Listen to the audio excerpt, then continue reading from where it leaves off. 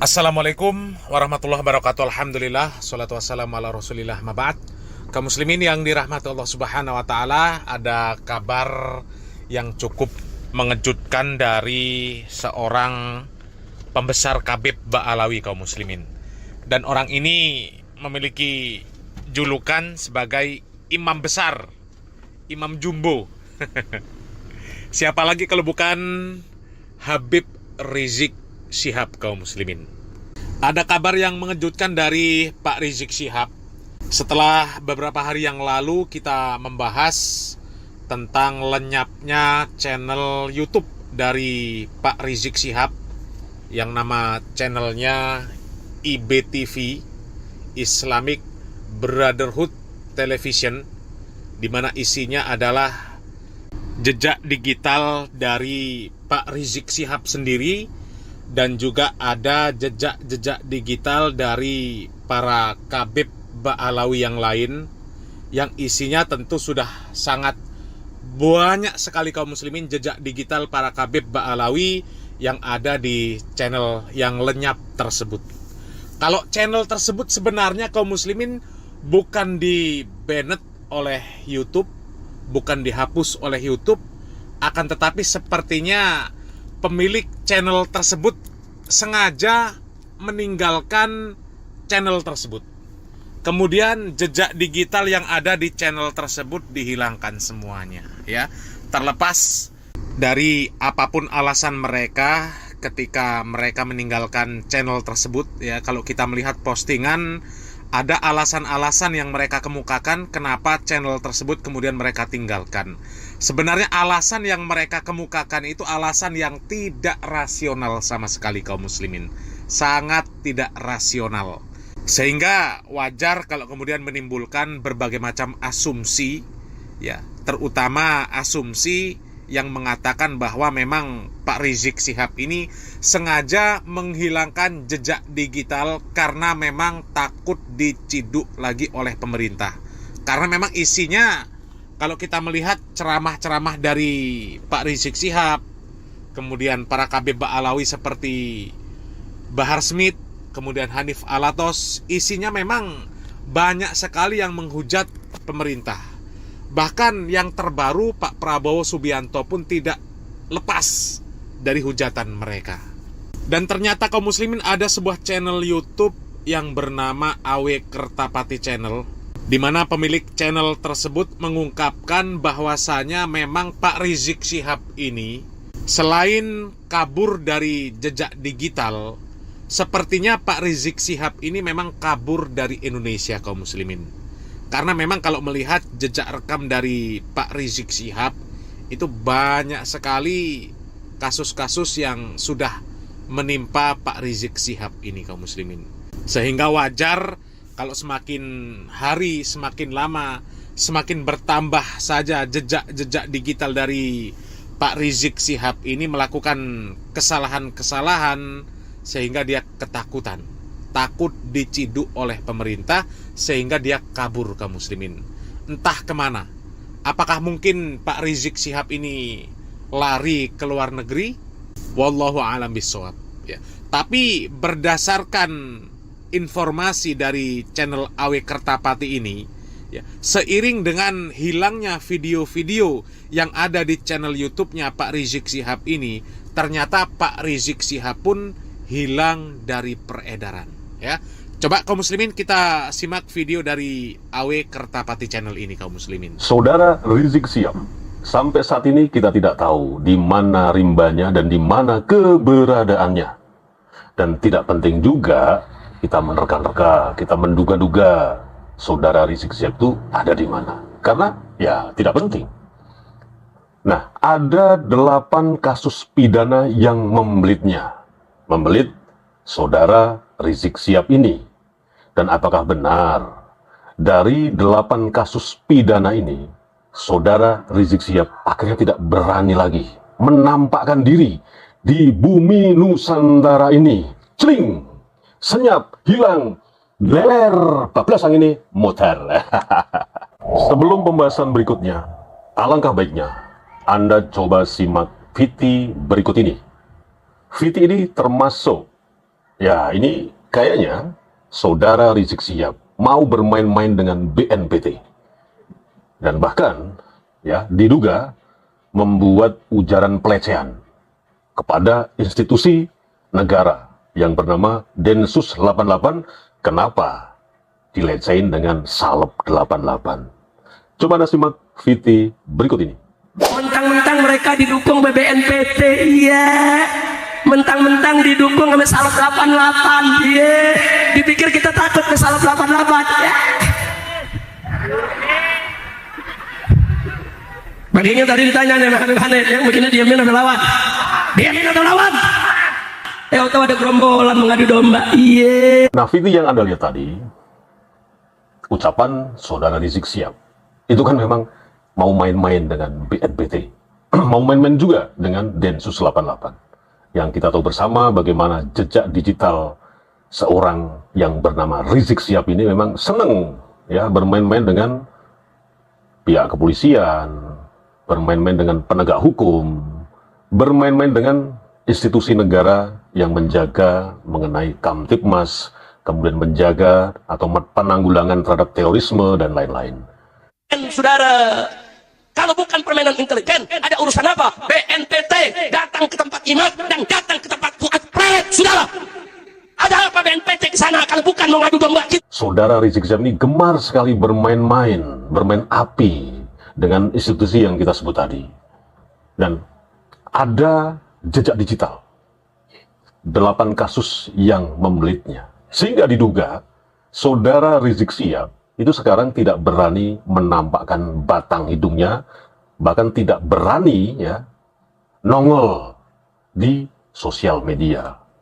Yang kemarin kita sudah bahas bahwa channelnya yang biasa dia tampil itu, yang sudah kurang lebih ada 350.000 subscriber, dan saya lupa ya berapa video, itu tinggal 1 video.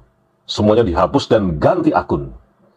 Nah, ini menunjukkan fakta bahwa diduga memang Rizik Sihab ini menghilangkan jejak digitalnya supaya semua statement melalui video yang diunggah lewat channelnya itu akhirnya bisa menghilangkan jejak digitalnya, oceh-oceh-ocehnya yang kurang ajar, yang ditujukan kepada ya institusi negara atau para pejabat-pejabat negara atau tokoh-tokoh negara, tokoh agama, ulama, kiai dan lain sebagainya yang dia anggap tidak sepemahaman dengan otak dia.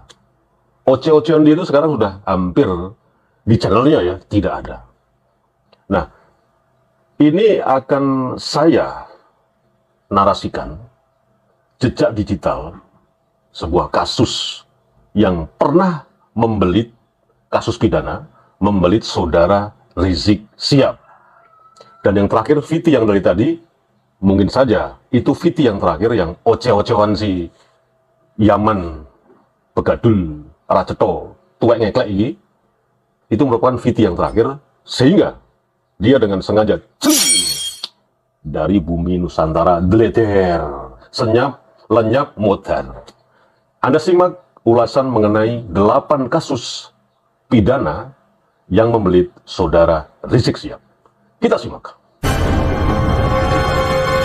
Kasus pidana yang membelit Rizik Sihab. Yang pertama, kasus dugaan pencemaran nama baik Soekarno yang dilaporkan Sukmawati Soekarno Putri terhadap Rizik Sihab. Kasus singkat, pelapor Sukmawati Soekarno Putri, Presiden Soekarno. Terlapor Rizik Sihab. Tindakan laporan ke Bareskrim Polri pada 27 Oktober 2016. Alasan, tuduhan pencemaran nama baik Soekarno dalam ceramah Rizik Sihab di lapangan Gasibu Bandung tahun 2011. Pasal yang dilanggar, pasal 320 KUHP tentang pencemaran nama baik orang yang sudah meninggal.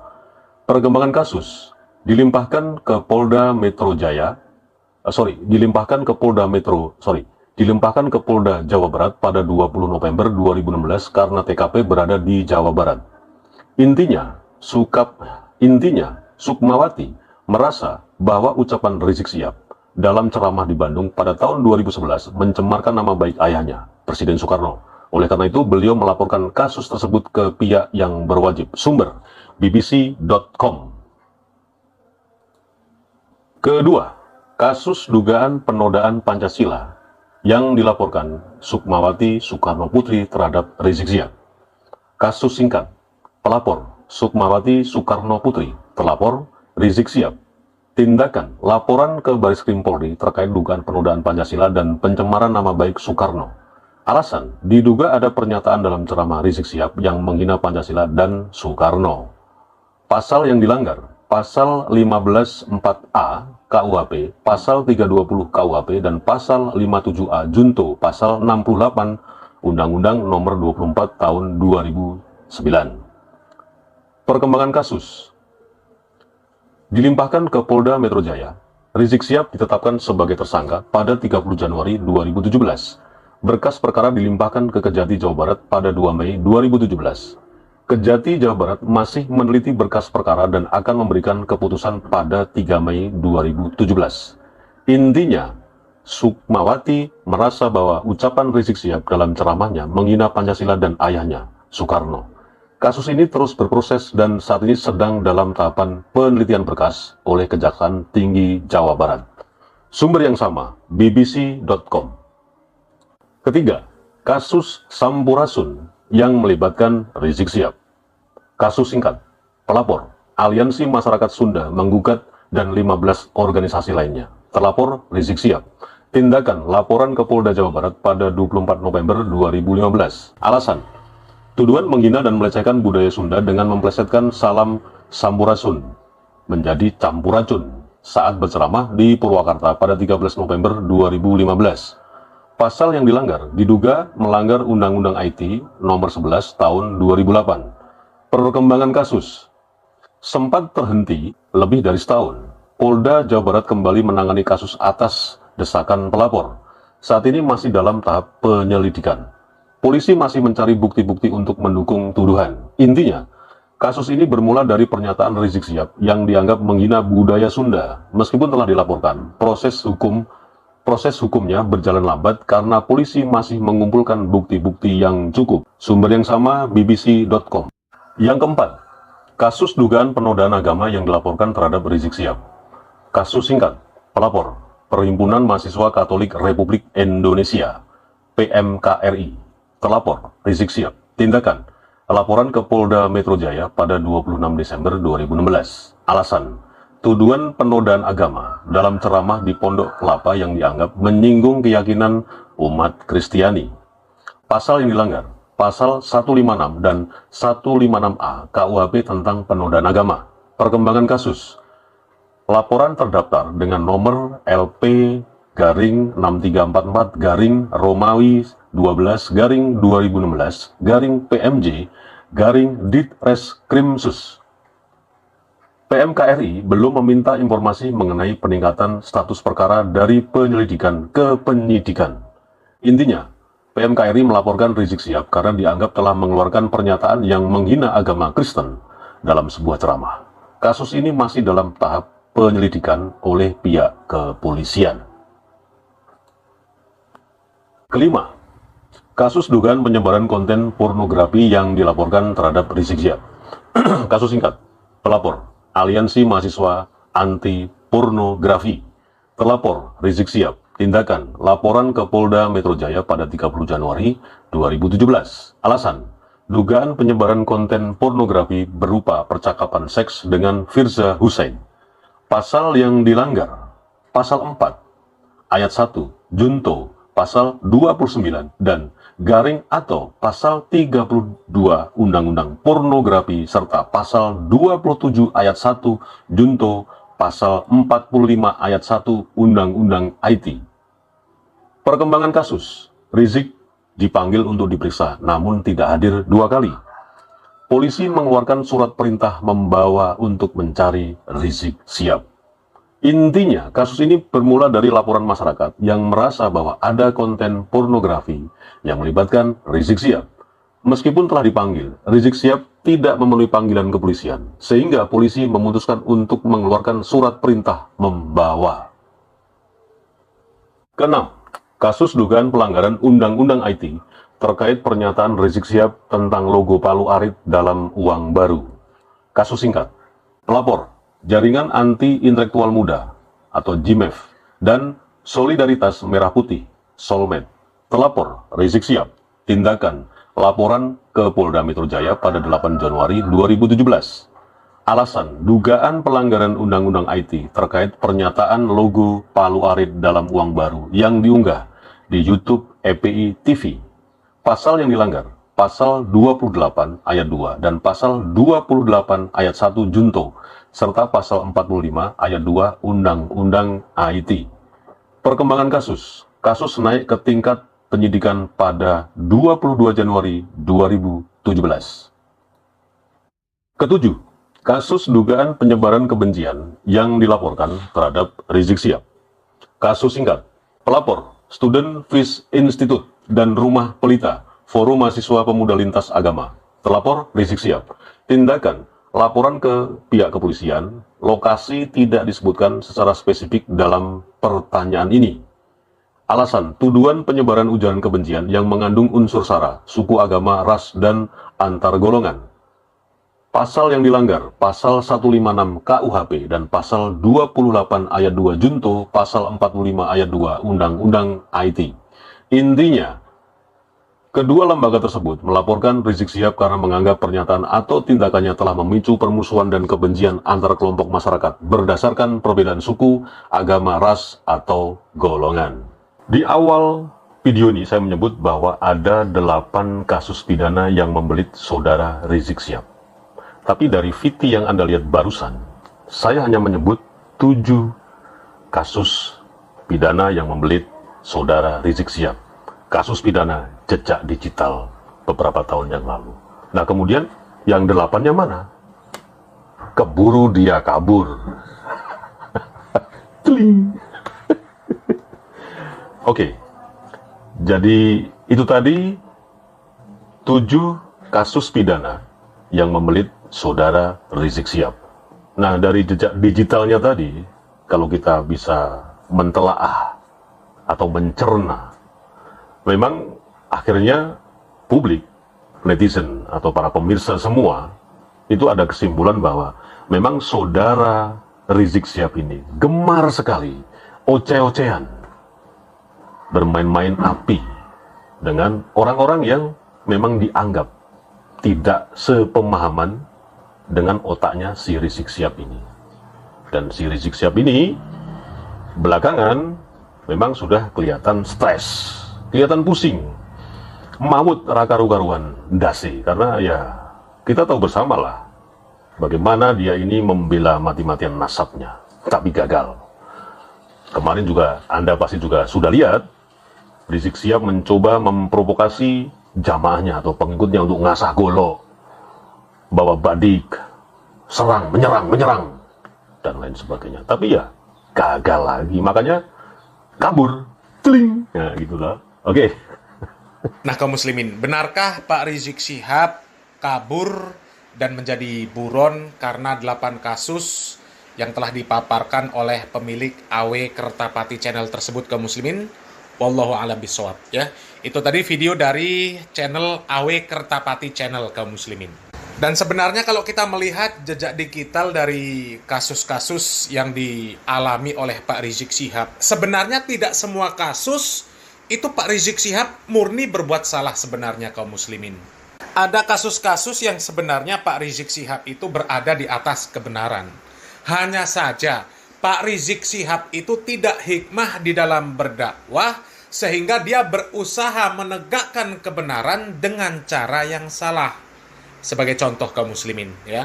Ketika Pak Rizik Syihab mengkritisi tentang masalah salam budaya kaum muslimin, ya. Salam di suatu daerah, ada salam sampurasun, ya. Sebenarnya kalau Pak Rizik Syihab ini bisa menjelaskan dengan baik terhadap umat Islam bahwa umat Islam ini memiliki salam yang lebih mulia yang tidak ada bandingnya dibandingkan dengan salam-salam yang lain, yaitu Assalamualaikum warahmatullahi wabarakatuh, apalagi sampurasun, ya. Kalau Pak Rizik Syihab bisa menjelaskan dengan baik, tidak mengeluarkan perkataan-perkataan yang bernada mengejek, maka tidak ada celah bagi orang untuk menjadikan permasalahan ini menjadi sebuah tuntutan hukum kaum muslimin. Tapi karena Pak Rizik Syihab membuat plesetan-plesetan, membuat perkataan-perkataan yang bernada mengejek seperti campur racun, maka orang itu tersinggung karena itu sudah menjadi budaya mereka, mereka tersinggung sehingga mereka bisa melakukan tuntutan hukum. Tapi kalau Pak Rizik Syihab menjelaskan secara syar'i dengan baik, maka ini tidak akan menjadi polemik, ya. Termasuk satu lagi kaum muslimin ketika Pak Rizik Syihab dituntut oleh mahasiswa Kristen, ya. Ketika Pak Rizik Syihab diberikan ucapan selamat Natal, seandainya Pak Rizik Syihab di sana bisa menjelaskan dengan baik, ini juga tidak akan menjadi polemik dan tidak akan menjadi tuntutan hukum kaum muslimin. Tapi karena Pak Rizik Syihab melakukan kesalahan, ya, kemudian mengeluarkan perkataan-perkataan yang bernada mengejek, maka kemudian dituntutlah oleh Persatuan Mahasiswa Kristen. Pak Rizik Syihab kan menyatakan, seandainya ada orang yang mengucapkan selamat Natal dengan dia, maka dia akan jawab, lam yalid walam yulad walam yakul lahu kufuwan ahad.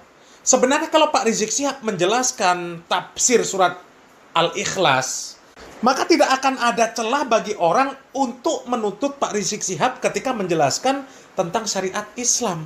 Karena memang itulah akidah Islam.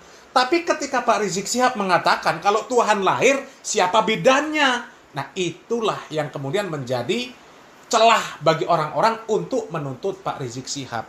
Karena kesalahan dari Pak Rizik Syihab. Pak Rizik Syihab ini tidak hikmah dalam berdakwah. Padahal Allah Subhanahu wa taala sudah mengatakan, "Ud'u ila sabili rabbika bil hikmah wal mau'izatil hasanah." Serulah manusia itu kepada jalan Rabbmu dengan hikmah, ya, dengan cara yang baik. Kalau sudah didakwahi dengan hikmah, dengan cara yang baik, kemudian mereka tetap ngeyel, maka Allah Subhanahu wa taala mengatakan wajadilhum billati hiya ahsan. Maka bantahlah mereka itu dengan cara yang baik, bukan dengan cara membuat ejekan-ejekan seperti itu. Makanya kemudian Pak Rizik Syihab dikasuskan kaum muslimin, ya. Jadi sebenarnya dari kasus-kasus Pak Rizik Syihab itu tidak semuanya Pak Rizik Syihab benar-benar di atas kesalahan, ya. Ada kalanya Pak Rizik Syihab itu ada di atas kebenaran, tapi dia salah di dalam menegakkan kebenaran tersebut kaum muslimin. Dan memang seperti itulah kaum muslimin, ya. Para Habib Ba'alawi itu kalau dinilai dakwah-dakwah mereka ini memang sangat jauh dari metode dakwah yang diajarkan oleh Nabi Muhammad SAW. Ya. Kalau kita melihat para asatid salafi kaum muslimin, para asatid salafi semuanya membantah yang namanya kebatilan, kemaksiatan. Semuanya membantah. Apalagi kesyirikan, syirik, tahayul, bid'ah, khurafat. Semuanya membantah. Akan tetapi mereka membantah dengan baik. Berdakwah dengan hikmah. Kalaupun ada orang yang ngeyel, mereka membantahnya dengan baik. Sehingga tidak ada celah bagi orang untuk menuntut mereka secara hukum. Ya. Jadi perlu bagi Pak Rizik Syihab, kemudian para kabib yang lain, ya, belajar cara berdakwah dari para asatid salafi kaum muslimin. Ya. Mudah-mudahan bermanfaat kaum muslimin. Salam waras, salam akal sehat.